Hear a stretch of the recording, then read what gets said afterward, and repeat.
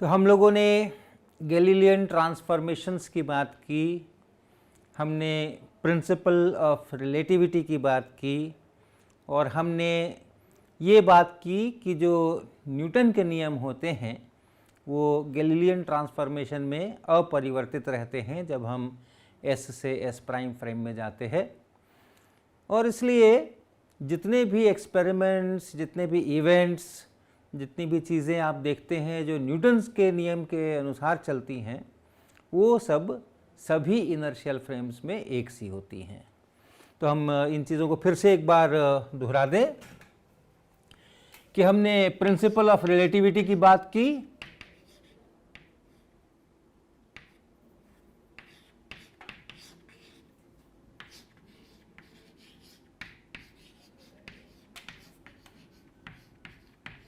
जिसको हम आपेक्षिकता का सिद्धांत भी कहते हैं हिंदी में, और उसमें है कि जो प्रकृति के नियम हैं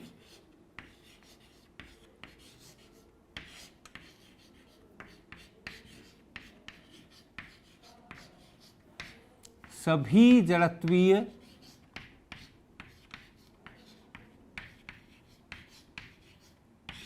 फ्रेमों में एक समान होते हैं।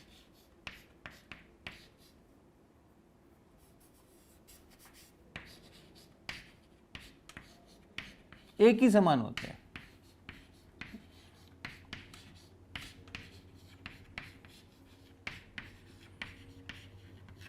और हमने गैलीलियन ट्रांसफॉर्मेशंस की बातें की कि अगर हम S और S प्राइम में अपने पोजीशंस को, टाइम को रिलेट करें तो हमारा अनुभव बताता है कि x प्राइम बराबर x minus we T, y prime बराबर y, z प्राइम बराबर z और t प्राइम बराबर t। और इन ट्रांसफॉर्मेशंस के तहत जो न्यूटन का नियम है F बराबर ma, वो ऐसा का ऐसा दूसरे फ्रेम में भी चला जाता है। यानी वहाँ भी बल बराबर द्रव्यमान गुना त्वरण, जैसा S फ्रेम में वैसा ही S प्राइम फ्रेम में, क्योंकि ये इक्वेशन इन ट्रांसफॉर्मेशन इक्वेशंस के अंदर अपरिवर्तित रह जाता है। तो ये हम लोगों ने बात किया और इस कारण से इस नियम पर आधारित जितनी चीज़ें होंगी उसमें ये प्रिंसिपल ऑफ रिलेटिविटी लागू होगी और वही एक्सपेरिमेंट्स हम S में करें और S प्राइम में करें तो हमें वही परिणाम भी मिलने चाहिए। लेकिन प्रकृति में केवल न्यूटन के नियम से तो सारा काम नहीं चलता है। केवल बल लगाओ त्वरण हो जाएगा, वेलोसिटी बदल जाएगी, ऐसा ही तो सब कुछ नहीं है, और भी बहुत कुछ है। खास करके जब हम विद्युत आवेश की बात करते हैं तो बहुत नई तरह की चीज़ें आती हैं। तो आपको पता है अगर दो आवेश हों, बिंदु आवेश Q1 Q2, तो वो आपस में एक दूसरे पर बल लगाते हैं, फोर्स लगाते हैं, और वो फोर्स कुछ ऐसा Q1 Q2 4 pi epsilon not constant R square कुछ इस टाइप का होता है, कुछ दिशा होती है उसकी। ऐसे ही बहुत सारे रूल्स हैं, ये अलग किस्म के नियम हैं। जब आप कोई तार में से अगर कोई करंट ले जाते हैं तो उसके कारण से एक चुंबकीय क्षेत्र पैदा होता है। तो कुछ इस प्रकार की चीज़ होती है, म्यू नॉट आई ओवर कुछ 2 पाई R, ऐसी कुछ चीज़ होती है, इसकी भी कुछ दिशा होती है। तो बहुत तरह के नियम हैं, बहुत तरह के नियम है। अगर कोई मैग्नेटिक फील्ड है, चुंबकीय क्षेत्र है, और किसी कर्व पे, किसी लूप पे आप उसका फ्लक्स देखते हैं और वो फ्लक्स चेंज करता है तो ईएमएफ पैदा होता है minus d phi d t. ऐसे कई सारे रूल्स हैं, ऐसे कई सारे रूल्स हैं। कुछ फोर्सेस पर भी रूल्स हैं जिसको हम Q V क्रॉस B ऐसा कहते हैं। अगर कोई आवेश है और V वेलोसिटी से चल रहा है, वहाँ पर चुंबकीय क्षेत्र है, ये सब भी रूल्स हैं। ये जो विद्युत के और चुंबक के क्षेत्र के उनसे संबंधित रूल्स हैं, इनसे भी बहुत सारी चीज़ें होती हैं और हम सब इससे फेमिलियर हैं, हम सब जानते हैं। बचपन से हमने बहुत सारी एक्टिविटीज़ भी की हैं, देखी हैं। हम आपको 2-4 दिखा दें, उसके बाद फिर आगे इसमें बढ़ते हैं। ये हमने कुछ यहाँ पे कागज़ के छोटे छोटे टुकड़े काट करके रखे हुए हैं, कतरन। ऐसे एक्सपेरिमेंट्स आपने ज़रूर अपने बचपन में किए होंगे। अगर हम कोई जो ये प्लास्टिक का स्केल है, इसको हमने अगर कपड़े से रगड़ा, ये हम इसको कपड़े से रगड़ रहे हैं और कपड़े से रगड़ करके और फिर हम इन कागज़ के टुकड़ों के पास लाते हैं, ये कागज़ के टुकड़े जो हैं सो उछल उछल करके उससे सट जाते हैं। आप देखें इसके ऊपर कई सारे ये टुकड़े इसके ऊपर सट गए हैं। तो क्यों हो रहा है ऐसा? क्योंकि रगड़ने से इसमें आवेश आ गया है और वो आवेश होने के कारण से वो कागज़ के टुकड़े, वो भी, उन पर भी थोड़ा आवेश इधर उधर हो जाता है और फिर वो उनमें आकर्षण होता है और उसके कारण से वो इसमें जा कर के सट जाते हैं। तो ये है। इसी तरीके से और भी कई सारे आप आवेश और चुंबक से संबंधित चीज़ें कर सकते हैं। यहाँ पे आप देखें, यहाँ पर ये एक तांबे के तार की कुंडली बनी हुई है और एल्यूमिनियम के यहाँ पर ये 2 छड़े हैं जिस पर ये टिका हुआ है, ऐसा टिका हुआ है ये। और इसके पास में यहाँ पर ये चुंबक रखा हुआ है, ये चुंबक है काला काला, इसको पास में यहाँ चुंबक रख दिया गया है और ये जो कुंडली है, ये तार यहाँ एल्यूमिनियम को यहाँ सट रहा है। तो मैं यहाँ पर बिजली के पॉइंट्स जोड़ूंगा। ये हमने एक पॉइंट जोड़ा और दूसरा पॉइंट हम यहाँ पे जोड़ेंगे इसमें, और इस चुंबक के कारण से और इसमें एक बल पैदा होगा जब धारा बहेगी तो, और फिर आप देखें कि ये क्या होता है इसका। तो अब मैं इसको पावर देने जा रहा हूँ। ये हमने इसको पावर दिया और फिर हमने इसको थोड़ा सा छुआ और ये देखिए घूम रहा है।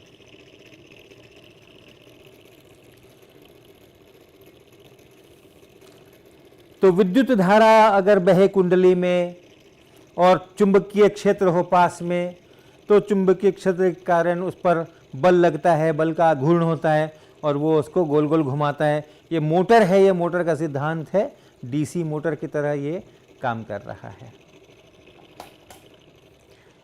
और आपको एक एक्सपेरिमेंट में दिखाऊं जिसमें कि ये पाइप पर बहुत सारे ये कॉपर के टर्न लपेट दिए गए हैं, तांबे के तार के टर्न लपेट दिए गए हैं और उसके साथ में एक यहाँ पे एलईडी लगा दी गई है। उस तार के जो 2 किनारे हैं, लपेटने के बाद जो 2 किनारे हैं, उनमें ये एलईडी लगा दी गई है और ये एक मैग्नेट है। उस मैग्नेट को हम इसके अंदर डालते हैं और हाथ से दोनों साइड को हम ऐसा बंद कर देते हैं और फिर अगर हम इसको हिलाते हैं ज़ोर से, मैग्नेट को इसके अंदर, इस कुंडली के अंदर, इस वाली कुंडली के अंदर इधर जाने देते हैं और फिर इधर लाने देते हैं ज़ोर ज़ोर से, तो आप देख सकते हैं कि बिना किसी बैटरी के विद्युत धारा उत्पन्न हो रही है और एलईडी हमारी ग्लो कर रही है। और जब हम उसको चलाना बंद कर देते हैं, भले ही मैग्नेट वहाँ पर पड़ा हो बीच में, तो एलईडी नहीं जलती है, लेकिन मैग्नेट जब चलता है तब फिर वो विद्युत धारा उत्पन्न होती है। तो ऐसे बहुत सारी चीज़ें हैं जो कि विद्युत आवेश, विद्युत क्षेत्र, चुंबक, चुंबकीय क्षेत्र, इनके आधार के ऊपर घटनाएं होती हैं और उन सब के मूल में, उन सभी आवेश से संबंधित जो घटनाएं हो रही हैं उसके मूल में कुछ नियम हैं, कुछ नियम हैं। तो हमने ये कुछ नियम लिखे हैं, लेकिन इन सब को भी हम एक छोटे से इसके अंदर समेट सकते हैं जिसको कहा जाता है मैक्सवेल्स इक्वेशंस। मैक्सवेल के समीकरण।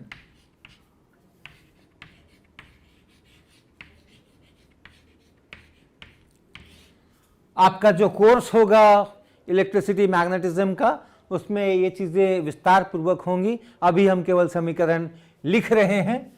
कुछ ऐसा लिखते हैं, इसको डाइवर्जेंस बोलते हैं।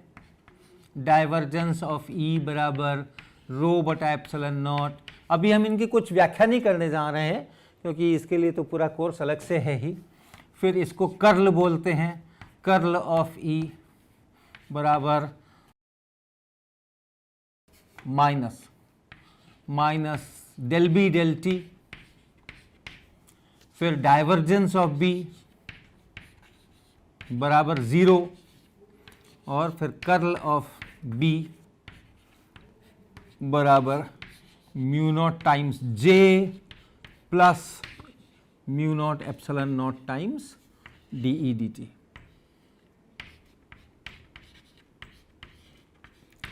तो ये चारों मिलकर के मैक्सवेल इक्वेशन कहे जाते हैं और आवेश से संबंधित बहुत सारी जो घटनाएं होती हैं उनके मूल के नियम यही हम बता सकते हैं कि ये उसके मूल के नियम है।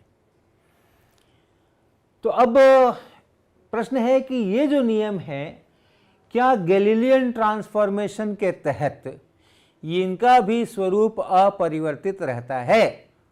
जैसे न्यूटन के नियम का हमने देखा F बराबर ma का कि आप गैलीलियन ट्रांसफॉर्मेशन करके S से S प्राइम में चले जाएं तो भी उसका स्वरूप वही रहता है। तो क्या इन इक्वेशंस का भी स्वरूप वैसा ही रहता है अगर हम गैलीलियन ट्रांसफॉर्मेशन करके S से S प्राइम में जा करके इनको लिखने की कोशिश करें? और इसका उत्तर है कि नहीं, ऐसा नहीं रहता है। ये अगर नियम है तो गैलीलियन ट्रांसफॉर्मेशन के तहत ये अपरिवर्तित नहीं रहते हैं।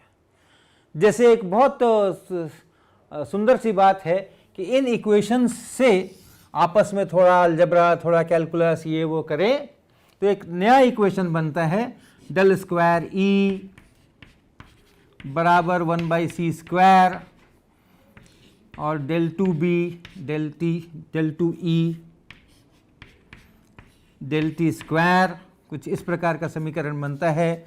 और इसी तरह डेल स्क्वायर b बराबर 1/c स्क्वायर और del 2b del t square, ऐसा इक्वेशन बनता है और इसको वेव इक्वेशन कहते हैं।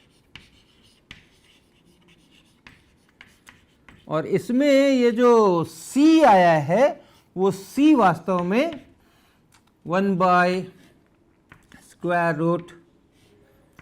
नॉट एप्सिलॉन नॉट, ये म्यू नॉट एप्सिलॉन नॉट जो है वो कांस्टेंट है, तो ये भी पूरा एक कांस्टेंट बन गया है और इसका मान ऑलमोस्ट 3.0 इंटू 10⁸ ऐसा निकल करके आता है। और ये प्रकाश का वेग है, ये शून्य में प्रकाश का वेग है, निर्वात में प्रकाश का वेग है। तो मैक्सवेल इक्वेशंस ये कहते हैं कि प्रकाश का वेग निर्वात में इतना होना पड़ेगा, इतना होना चाहिए। तो अगर हम गैलीलियन ट्रांसफॉर्मेशन के हिसाब से सोचें तो किसी चीज का वेग s में और s प्राइम में अलग अलग होता है। हमने इस गैलीलियन ट्रांसफॉर्मेशन से ये बात निकाली थी कि अगर हम वेलोसिटी का x कंपोनेंट देखें तो vx प्राइम बराबर vx माइनस u ऐसा होता है।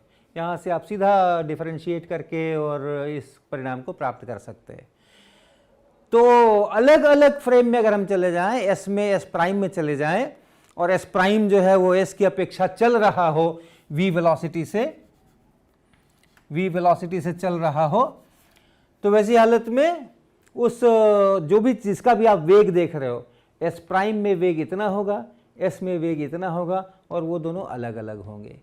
लेकिन मैक्सवेल इक्वेशन ऐसा नहीं कहता। अगर ये इक्वेशंस हैं तो उन इक्वेशन से तो ये जो वेव है, इलेक्ट्रोमैग्नेटिक वेव है, उस वेव की वेलोसिटी पूरी निकल करके आ रही है। जिस भी फ्रेम में ये सही है उस फ्रेम में ये होना चाहिए। तो यानी मैक्सवेल इक्वेशंस किसी एक फ्रेम के लिए सही हो सकते हैं, सभी इनर्शियल फ्रेम के लिए सही नहीं होंगे अगर गैलीलियन ट्रांसफॉर्मेशन की बात मानी जाए तो। क्या अर्थ निकला? अगर आप मोशन से संबंधित, मैकेनिक्स से संबंधित प्रयोग करते हैं, एक फ्रेम में करते हैं और एक दूसरे फ्रेम में करते हैं जो पहले की अपेक्षा चल रहा है एक समान वेलोसिटी से, तो आपको उस एक्सपेरिमेंट के द्वारा पता नहीं चलेगा कि कौन चल रहा है, कौन नहीं चल रहा है, कौन एस है, कौन एस प्राइम है। वो एक से ही नजर आएंगे। जो परिणाम यहां मिलने हैं वही परिणाम वहां भी मिलने हैं। सभी इनर्शियल फ्रेम्स एक से है। लेकिन अगर आप विद्युत और चुंबक से संबंधित प्रयोग करें तो ऐसा लगता है कि एक फ्रेम में करें तो एक परिणाम आएंगे, दूसरे फ्रेम में करें तो दूसरे परिणाम आएंगे, क्योंकि मैक्सवेल इक्वेशंस गैलीलियन ट्रांसफॉर्मेशन के तहत अपरिवर्तित नहीं रहते हैं। तो यानी एक कोई बड़ा स्पेशल फ्रेम है जिसमें कि ये स्पीड ऑफ लाइट इतनी होती है, जिसमें ये सब रूल सही हैं। अगर आप किसी दूसरे फ्रेम में चले जाएंगे तो ज़रूर वहाँ कुछ और गड़बड़ हो सकती है, कुछ दूसरे परिणाम निकल सकते हैं। तो अब इन दोनों में टसल है, प्रिंसिपल ऑफ रिलेटिविटी लागू नहीं होती है, या फिर गैलीलियन ट्रांसफॉर्मेशन ही गलत है।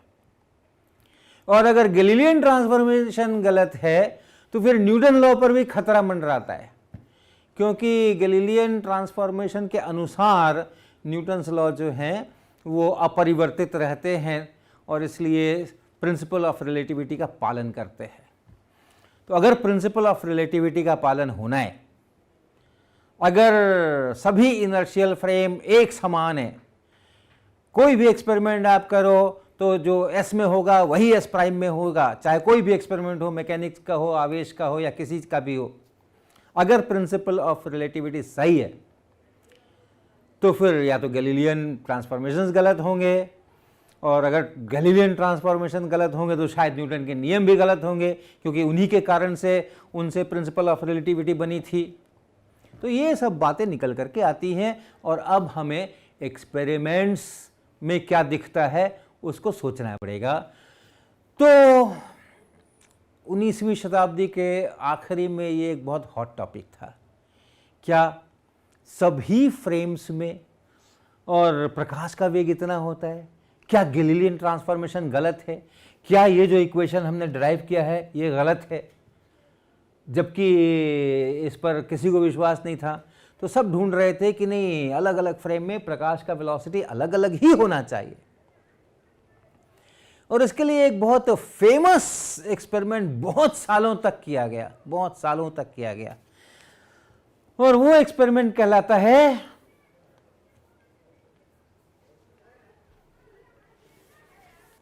Michelson Morley experiment.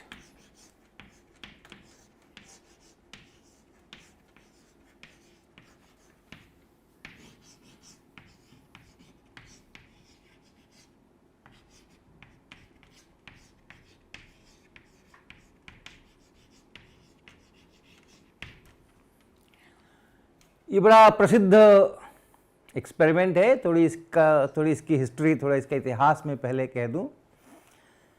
उस समय में 19वीं शताब्दी के अंत में मैक्सवेल ने जब अपने इक्वेशंस बनाए और उसमें से इलेक्ट्रोमैग्नेटिक वेव्स का स्पीड उन्होंने कैलकुलेट किया, और वो लगभग 3 × 10⁸ मीटर पर सेकेंड आया, तब ये समझ आया कि जो हमारी लाइट है उसका भी इलेक्ट्रिसिटी मैग्नेटिज्म से रिश्ता है, और वो इलेक्ट्रोमैग्नेटिक वेव है।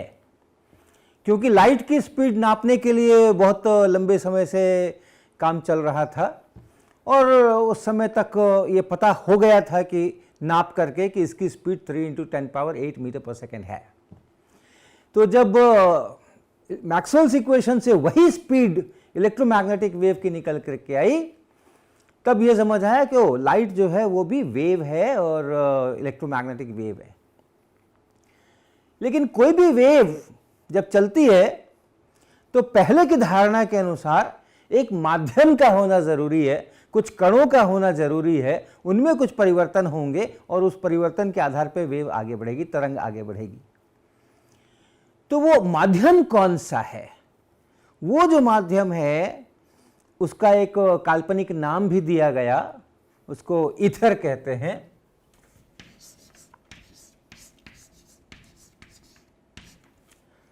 और ये समझा गया कि ये है असली इनर्शियल फ्रेम, ये है असली स्पेशल फ्रेम जिसको हम रेस्ट में कह सकते हैं, जिसमें मैक्सवेल इक्वेशन चाहिए।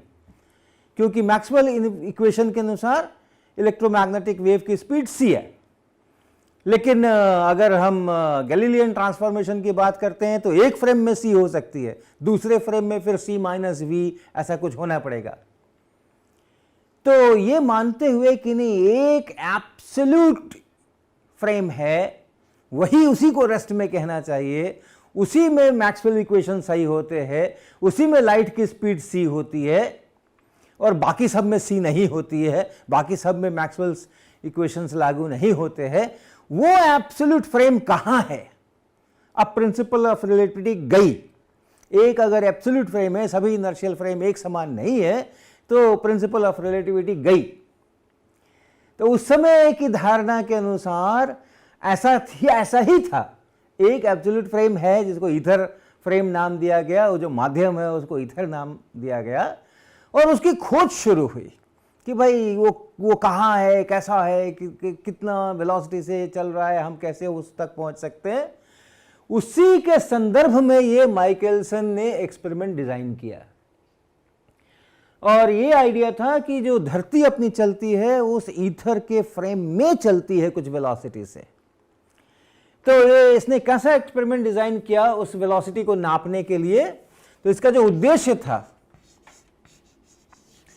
वो ऐसा समझिए, इसका उद्देश्य था ईथर के फ्रेम में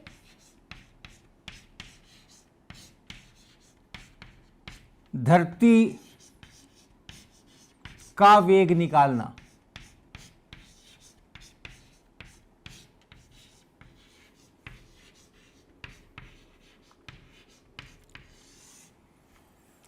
यानी ईथर के फ्रेम को खोजना, यह मुख्य रूप से इसका उद्देश्य था। तो वो एक्सपेरिमेंट उन्होंने कैसे डिजाइन किया? तो उसमें एक शीशे की प्लेट है, और उस शीशे की प्लेट में को ऐसे टेढ़ा करके रखा हुआ है, और उस पर उन्होंने एक पतली प्रकाश की बीम डाली, और इसकी जो सतह है, शीशे की जो सतह है, वहाँ से इसका एक हिस्सा परावर्तित होकर के इधर को गया। यहाँ एक मिरर है, एक प्लेन मिरर है, और उस प्लेन मिरर से टकरा करके वो वापस आई, और वापस आकर फिर इस प्लेट पर पड़ी, और एक हिस्सा इसका इधर जाएगा परावर्तित होकर, और बाकी हिस्सा इधर को निकल करके आएगा। ये एक काम हुआ। लेकिन जो प्रकाश की बीम यहाँ पड़ी उसका सिर्फ एक हिस्सा ऊपर गया है, बाकी हिस्सा इस शीशे की प्लेट में से आगे भी निकला है। तो वो हिस्सा ऐसा आगे निकला, और वो भी कुछ दूर गया, वहाँ पर भी एक मिरर है, और उस मिरर से परावर्तन हुआ, उस दर्पण से परावर्तन हुआ, और परावर्तन होने के बाद वो भी किरण यहाँ से वापस आई, एक हिस्सा इधर चला गया, दूसरा हिस्सा उसका इधर परावर्तित हुआ, और इसको देखा गया, इसका अध्ययन किया गया, इसको टेलीस्कोप के द्वारा देखा गया। तो ये एक मोटा मोटा अरेंजमेंट इस प्रकार का किया गया माइकलसन के द्वारा।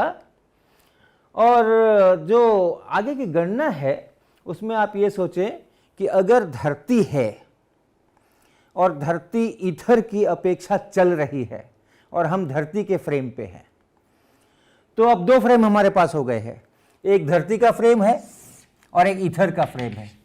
तो ये ईथर का जो फ्रेम है वो आप समझो कि, ध्यान रखना ये पुरानी कहानियाँ कह रहे हैं हम, आज की तारीख में ये सब कुछ नहीं है, ये उस समय की कहानियाँ चल रही हैं, 19वीं शताब्दी के आखिरी की कहानियाँ चल रही हैं। तो उस समय की मान्यताओं के अनुसार ये एक एब्सोल्यूट रेस्ट में और ईथर फ्रेम है, तो इसको आप एस फ्रेम कह सकते हैं, और उसमें अपनी अर्थ है, अपना ये लैबोरेटरी है जो कि इसकी अपेक्षा वी वेलोसिटी से चल रहा है, मान लो इस तरफ को चल रहा है, तो इस अर्थ के फ्रेम को आप एस प्राइम कह सकते हैं। और प्रकाश की जो गति है, वेग है, वो इस फ्रेम में सी है, प्रकाश का वेग इस फ्रेम में सी है। तो धरती के फ्रेम में प्रकाश का वेग क्या होगा? तो अगर हम यहाँ आए और इस बिंदु से और इस मिरर तक, ये जो इसको आप M1 दर्पण कह सकते हैं, ये जो दूरी है, इस दूरी को चलने में प्रकाश को कितना समय लगा हम ये जानना चाहते हैं, और लौट करके यहाँ से यहाँ तक आने में कितना समय लगा हम ये जानना चाहते हैं। तो ये मान लेते हैं हम कि यही जो दिशा है वो इस धरती के ईथर में चलने की दिशा है। तो धरती की अपेक्षा अगर हम प्रकाश का वेग निकालें तो हम अपने गैलीलियन ट्रांसफॉर्मेशन का इस्तेमाल करेंगे और हम कहेंगे कि जो Vx प्राइम है, याद है आपको, Vx माइनस v, जो x minus we T, ex prime बराबर x माइनस वी टी, उसको हमने डिफरेंशिएट करके लाया था। तो प्राइम्ड फ्रेम में यानी अर्थ के फ्रेम में, धरती के फ्रेम में जो प्रकाश का वेग का x कंपोनेंट है, ये वाला कंपोनेंट है, और यहाँ पर यही कंपोनेंट है, वो जो इधर में कंपोनेंट होगा उसका, और माइनस जो धरती की वेलोसिटी है ये, अर्थात ईथर में जो लाइट चल रही है, ये जो लाइट चल रही है ईथर के फ्रेम से, इसको अगर हम देखेंगे ऐसे, जो लाइट चल रही है ईथर के फ्रेम से अगर हम देखेंगे तो Vx बराबर c है, और इसलिए c माइनस वी। तो यहां से यहां धरती के फ्रेम में यहां से यहां आने में जो समय लगेगा, जिसको आप कह सकते हैं t1a लिखता हूं मैं अभी, ये दूरी अगर l है, ये दूरी अगर l है तो ये होगा l बटा c माइनस v। इतना समय लगेगा। अब हम धरती के फ्रेम में देख रहे हैं, यहां मेरा शीशे की प्लेट है, यहां मिरर है, l दूरी चला c माइनस वी वेलोसिटी से, तो इतना समय लगा। लौट करके परावर्तन के बाद जब इधर से इधर आएगा उस समय क्या होगा, तो फिर से आप इसका इस्तेमाल कर सकते हैं। ये है हमारा, जबकि लाइट दाहिनी तरफ जा रही है, दर्पण पे पड़ रही है, और अब हम लिख रहे हैं जबकि ये बाईं तरफ आ रही है, दर्पण से परावर्तित हो रही है। तो अब ये माइनस x दिशा में चल रही है। तो अगर हम इस समय में Vx प्राइम इसी का इस्तेमाल फिर से करें, इसी का इस्तेमाल फिर से करें, तो ये Vx प्राइम हमें चाहिए, और Vx इस समय में माइनस c हो गया है। ईथर के फ्रेम में जो प्रकाश का वेग है उसका x कंपोनेंट, तो प्रकाश अब इधर को चल रहा है, ईथर के फ्रेम में प्रकाश इधर को चल रहा है, माइनस x डायरेक्शन में चल रहा है, और इसलिए x कंपोनेंट लेंगे तो वो माइनस c आएगा, और ईथर के फ्रेम में वेलोसिटी c होती है, और minus v, minus c plus v। तो माइनस ये बताता है कि इस तरफ को चल रही है, और c प्लस v ये स्पीड हो गई। अर्थ के फ्रेम में, प्राइम्ड फ्रेम में, अर्थ के फ्रेम में, धरती के फ्रेम में जो प्रकाश का वेग है वो c प्लस वी हो गया है, और इसलिए इसको t1b कहें आप, t1b। तो l डिस्टेंस धरती के फ्रेम में आया है और c प्लस वी स्पीड से आया है, तो इतना समय इसको लगेगा। तो टोटल यहां से जाके यहां आने में कितना समय लगा, ग्लास प्लेट से मिरर M1 तक जा करके, और फिर यहां से यहां आने में कितना समय लगा, तो इन दोनों को आप जोड़ दीजिए। तो इन दोनों को अगर जोड़ देते हैं, उसको आप t1 लिखते हैं, तो t1 बराबर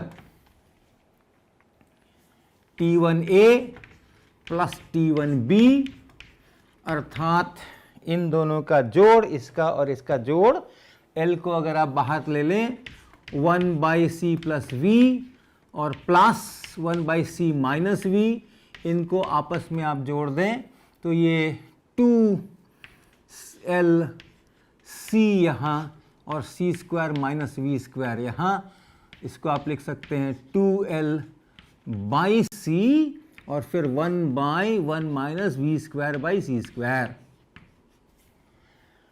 अलजेब्रा देख ले, हमने एक c यहाँ लिखा है, यानी c स्क्वायर से ऊपर भाग लगाया है तो इतना आ गया, c स्क्वायर से नीचे भाग लगाएंगे तो इतना आ गया। तो ये समय लगा है इस मिरर को पार करके, इससे परावर्तित होकर के वापस यहाँ तक पहुँचने में, यहाँ से यहाँ तक जा करके यहाँ तक पहुँचने में इतना समय इनको लगा है। अब दूसरा कैलकुलेशन हमें करना है कि इस जगह से परावर्तन के बाद ये जब ऊपर वाले मिरर की तरफ गई तो कितना समय लगा, और वहाँ से जब वापस लौटी तो कितना समय लगा, इस रास्ते में कुल कितना समय लगा, ये हमें कैलकुलेट करना है। तो ये काम हम अगले लेक्चर में करेंगे, और उसके बाद हम बताएंगे कि माइकलसन की क्या योजना थी, ये सब क्यों किया उन्होंने, ये सब करने से उनको इस वेलोसिटी का कैसे पता चलता, और ये वेलोसिटी का पता चल जाता तो हम जान जाते कि अच्छा ईथर हमारी अपेक्षा इतनी वेलोसिटी से इस तरफ को चल रहा है, तो हम उसको पकड़ लेते, वो एब्सोल्यूट फ्रेम को हम पहचान लेते और तब हम कहते कि हाँ यही रेस्ट में है और इसकी अपेक्षा जो सब चल रहे हैं वो सब रेस्ट में नहीं है। यहाँ से हम अगला लेक्चर शुरू करेंगे।